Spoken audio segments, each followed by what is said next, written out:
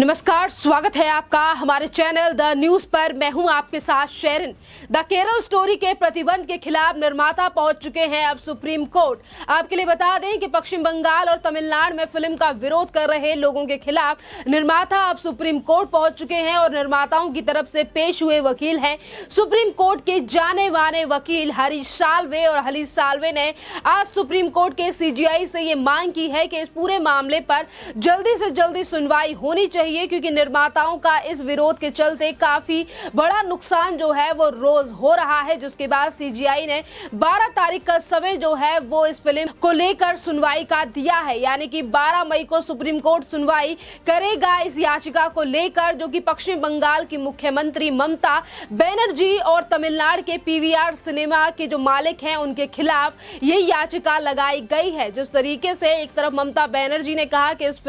ये फिल्म अगर पश्चिम बंगाल में रिलीज होती है तो इससे हो सकते हैं दंगे और इसीलिए हम इसे पश्चिम बंगाल में कर रहे हैं बैन। तो वहीं दूसरी तरफ इसी फिल्म के ट्रेलर आने के बाद तमिलनाडु के प्रीम यानी कि पीवीआर के मालिकों ने भी इस फिल्म का विरोध किया और उस फिल्म को जो है वो रिलीज तमिलनाडु में नहीं किया गया। और अभी इसी तरीके की मांग जो है वो केरल और आंध्र प्रदेश में उठती हुई नजर आ रही है और इन्हीं तमाम मुद्दों को लेकर याचिका लगाई गई है निर्माताओं की तरफ से। और इस पूरे मामले पर आज सुप्रीम कोर्ट के बड़े वकील हैं हरीश साल्वे, जिनका रिकॉर्ड जो है वो काफी ज्यादा बड़ा है। जिस तरीके से उन्होंने कई मामले जो हैं वो जीते हैं और आज हरीश साल्वे ने सुप्रीम कोर्ट के सीजीआई के सामने ये बात भी रखी कि जिस तरीके से 2 राज्यों में इस फिल्म को बैन कर दिया गया है और उसके बाद कई और राज्य जो हैं अब वो सामने आ रहे हैं और फिल्म को बैन करने की बात कर रहे हैं, इससे निर्माताओं को बड़ा नुकसान है और इस बात पर जल्दी से जल्दी सुनवाई करनी चाहिए सुप्रीम कोर्ट को।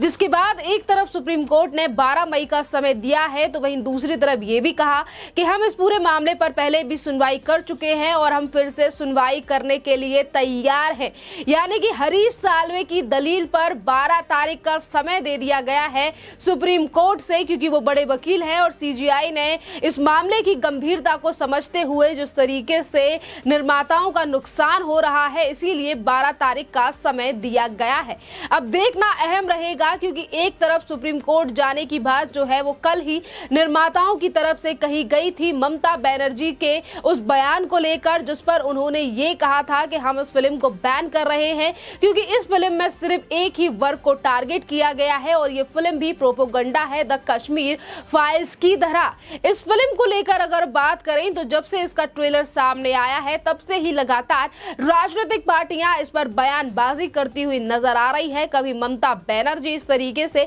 बयान देती हैं तो कभी कांग्रेस के नेता शशि थरूर भी केरल स्टोरी को लेकर लगातार ट्वीट और बयानबाजी करते हुए नजर आ रहे हैं। पर अगर वहीं बात करें हम कई और राज्यों की, चाहे फिर वो उत्तर प्रदेश हो या फिर मध्य प्रदेश, यहाँ पर भी द केरल स्टोरी को टैक्स फ्री कर दिया गया है और अब इस फिल्म को लेकर 2 धड़े बढ़ते हुए नजर आ रहे हैं। एक धड़ा वो है जो फिल्म की तारीफ कर रहा है और ये कह रहा है कि ये फिल्म जो है वो सच्चाई पर आधारित है कि किस तरीके से आईएसआईएस जो है वो लड़कियों को टारगेट करता है और उन्हें यानी कि उनका ब्रेन वॉश किया जाता है और फिर लास्ट में जाकर उन्हें एक आतंकी बना दिया जाता है। और ये साजिश हमारे देश में कई सालों से चल रही है, जिस पर अब सरकार को सख्त एक्शन लेना चाहिए और कई राज्यों पर कड़ी निगरानी भी रखनी चाहिए, क्योंकि कई राज्यों में इस तरीके की घटनाएं जो हैं वो सामने आ रही है। तो वहीं दूसरी तरफ एक धड़ा वो है जो इस फिल्म को प्रोपोगंडा बता रहा है और वहीं इस फिल्म में दिखाए गए आंकड़ों के ऊपर सवाल उठा रहा है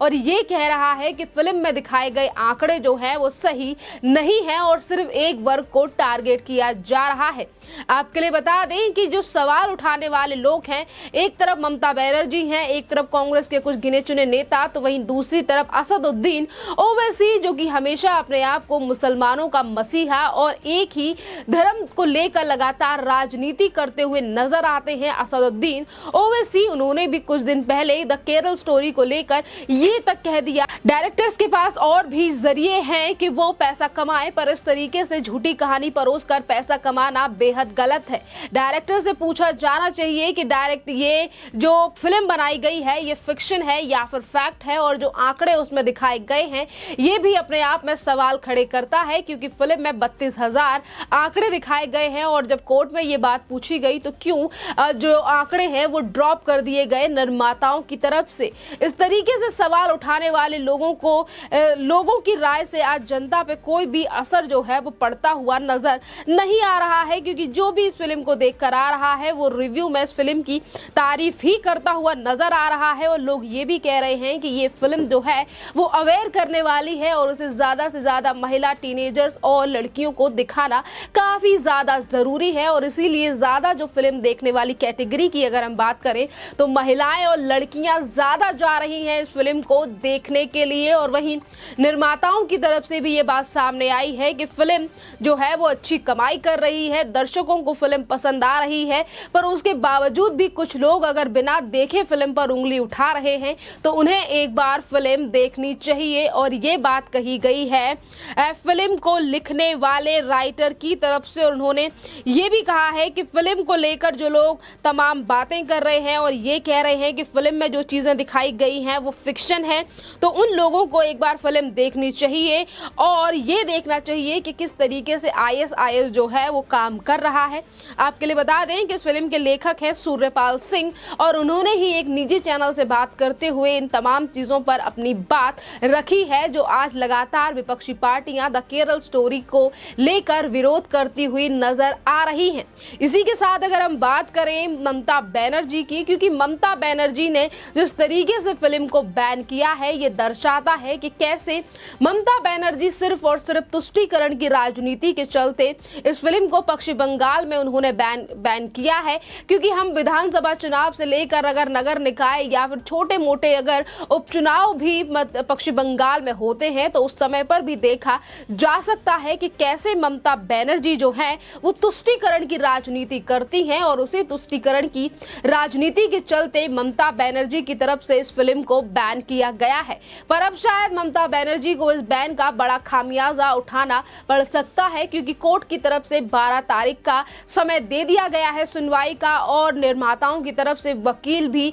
हरीश साल्वे को खड़े किया गया है। यानी कि हरीश साल्वे के रिकॉर्ड के बारे में हम पहले ही बात कर चुके हैं। CGI ने उन्हें 12 तारीख का समय दे दिया है सुनवाई के लिए। अब देखना अहम रहेगा कि इस पूरे मामले को लेकर ममता बनर्जी की क्या प्रतिक्रिया रहेगी, क्योंकि एडवोकेट यानी कि सुप्रीम कोर्ट के बड़े वकील हैं हरीश साल्वे, जो कि इस फिल्म को लेकर अपनी बात जो है वो पहले ही सुप्रीम कोर्ट के CGI के सामने रख चुके हैं और उन्होंने कह दिया है कि निर्माताओं को और भी चीजें हैं करने के लिए और इसीलिए सुप्रीम कोर्ट ने इस फिल्म को बैन करने से मना कर दिया था। और वहीं अगर बात की जाए केरल हाई कोर्ट की, तो केरल हाई कोर्ट में भी सुनवाई के दौरान फिल्म पर बैन लगाने से मना कर दिया, जिस पर कई टिप्पणियां और तर्क भी केरला हाई कोर्ट की तरफ से दिए गए थे। पर सिर्फ आज देश के प्रधानमंत्री नरेंद्र मोदी की तारीफ यानी कि उन्होंने तारीफ जो की थी द केरल स्टोरी की, उसी के बाद सवाल उठाए गए थे विपक्षी पार्टियों के ऊपर कि आज वो इस फिल्म को लेकर क्यों सवाल उठा रही हैं। तब से और भी ज्यादा राजनीति